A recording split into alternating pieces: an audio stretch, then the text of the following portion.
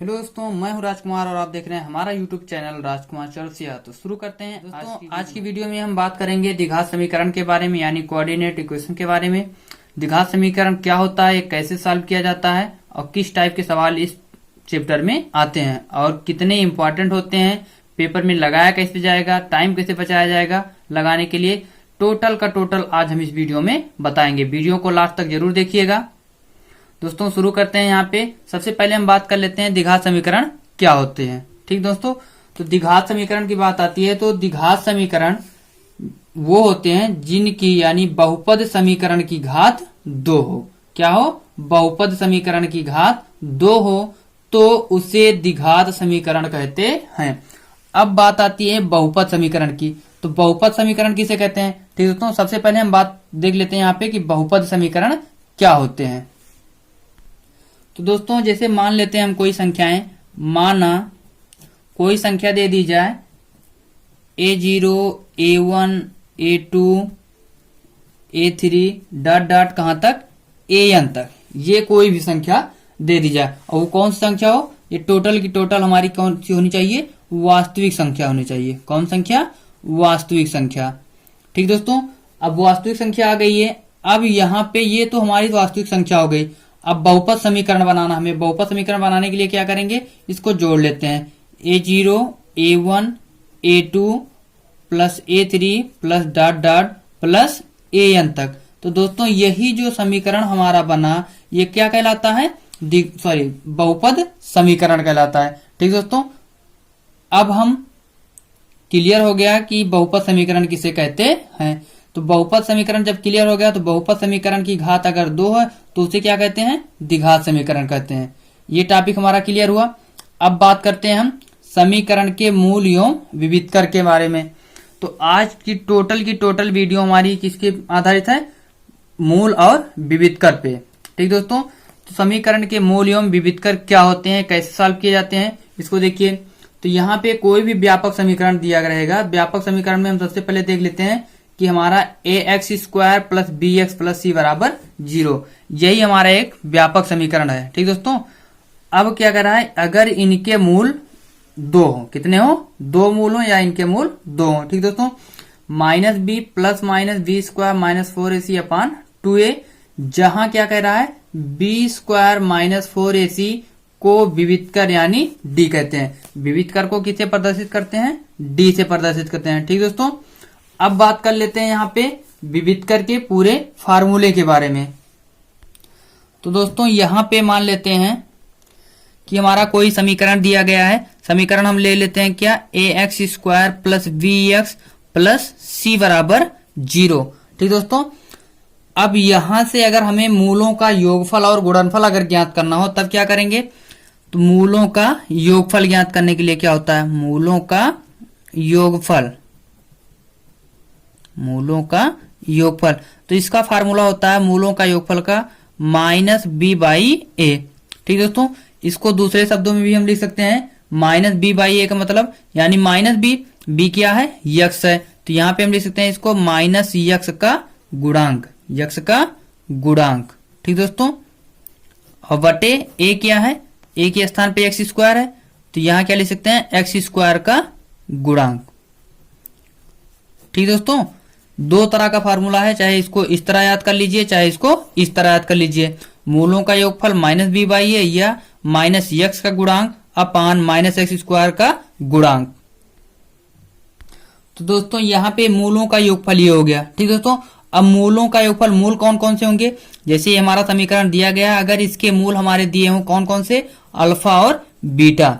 ठीक दोस्तों, कौन कौन से मूल दिए हों, अल्फा और बीटा, तब मूलों का योगफल यानी इन दोनों का योगफल, इसको हम लिख सकते हैं अल्फा प्लस बीटा बराबर -b/a।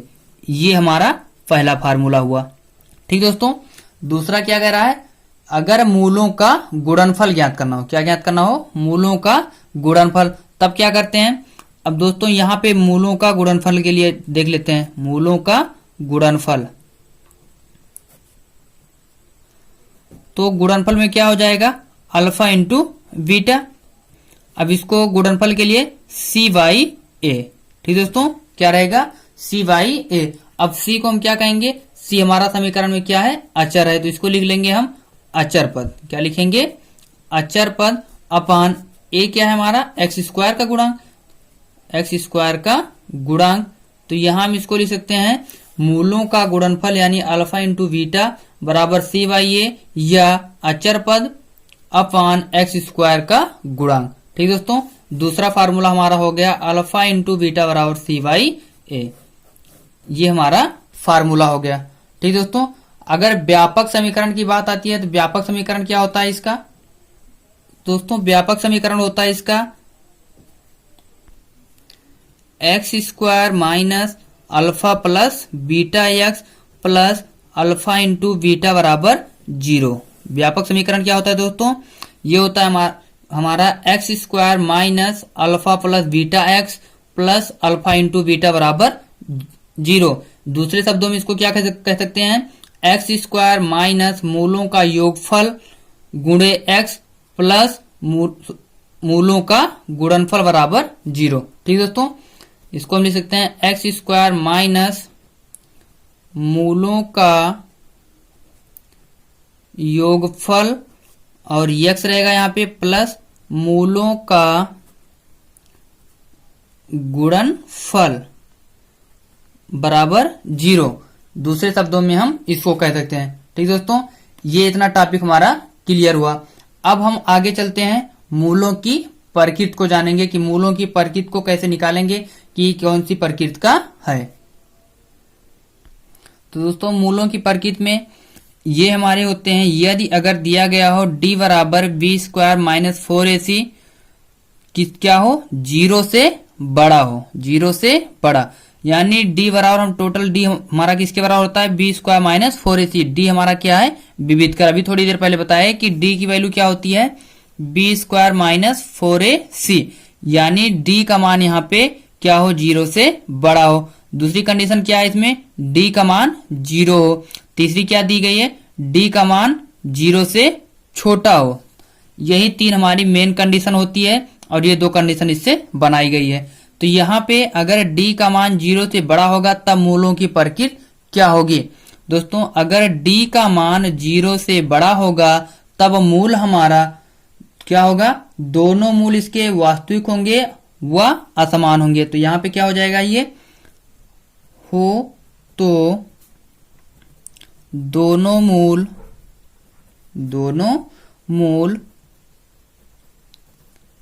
वास्तविक व असमान होंगे। ठीक दोस्तों, यदि हमारा d का मान 0 से बड़ा आता है तब क्या होता है मूलों की प्रकृति, तो दोनों मूल क्या होंगे, वास्तविक होंगे और क्या होंगे, असमान होंगे।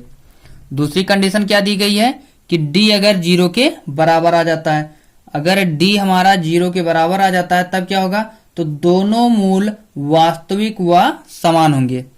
क्या होंगे यहाँ पे, दोनों मूल वास्तविक तथा समान होंगे। ठीक दोस्तों, इसके पहले क्या था, दोनों मूल वास्तविक होंगे लेकिन असमान होंगे, और इसमें क्या है, दोनों मूल वास्तविक भी होंगे और समान भी होंगे।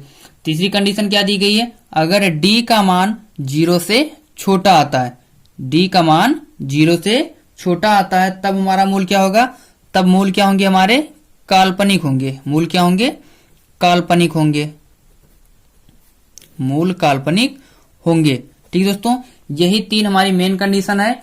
अब ये जो दो कंडीशन बच रही है इसमें क्या होता है, अगर ये टोटल ही हमारा आ गया, ठीक, d का मान अगर 0 से क्या आ जाए, बड़ा आ जाए, और क्या हो, वो पूर्ण वर्ग भी हो, क्या हो, वो पूर्ण वर्ग हो। ठीक दोस्तों, ये पूर्ण वर्ग हो तब क्या रहेगा कंडीशन यहाँ पे, तब मूल क्या होंगे, तब ये हो जाएगा मूल परमीय होंगे। क्या होंगे, मूल परमीय होंगे, मूल परमीय होंगे। ठीक दोस्तों, और ये कंडीशन किसकी है, ये कंडीशन भी वही है, अगर d का मान 0 से बड़ा आता है और यहाँ पे पूर्ण वर्ग है, यहाँ पे पूर्ण वर्ग ना हो, पूर्ण वर्ग ना हो, तब के लिए क्या होगा, मूल क्या होंगे, अपरमीय होंगे। ठीक दोस्तों, क्या होंगे, ये अपरिमेय होंगे। तो यहाँ पे ये ध्यान देना है, अगर डी का मान 0 से बड़ा आता है तो मूल वास्तविक होंगे और असमान होंगे। अगर डी 0 के बराबर आता है दोनों मूल वास्तविक होंगे और समान होंगे। अगर डी का मान 0 से छोटा आता है तो मूल काल्पनिक होंगे, और डी का मान अगर 0 से बड़ा आता है तो और पूर्ण वर्ग भी हो तब क्या होंगे, मूल परिमेय होंगे। और डी का मान 0 से बड़ा हो, पूर्ण वर्ग भी ना हो, तब मूल क्या होंगे, अपरिमेय होंगे। तो दोस्तों ये मूलों की प्रकृति टोटल की टोटल क्लियर हो गई।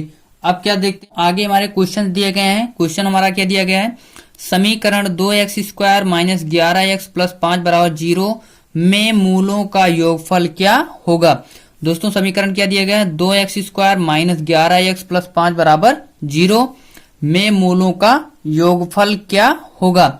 अब योगफल ज्ञात करना है यहाँ पे दोस्तों। तो सबसे पहले हम तुलना कर लेते हैं किससे, ax² plus bx plus c बराबर 0 से। इस समीकरण से हम तुलना कर लेते हैं। तुलना करने पे क्या मिलता है हमें, यहाँ पे a बराबर 2 और b के स्थान पे क्या दिया गया है, यहाँ पे -11 और c बराबर क्या दिया गया है, 5 दिया गया है। और चर्चा किसकी करना है हमें, मूलों की योगफल की। अब योगफल में क्या होता है, अल्फा इंटू बीटा यानी -b/a।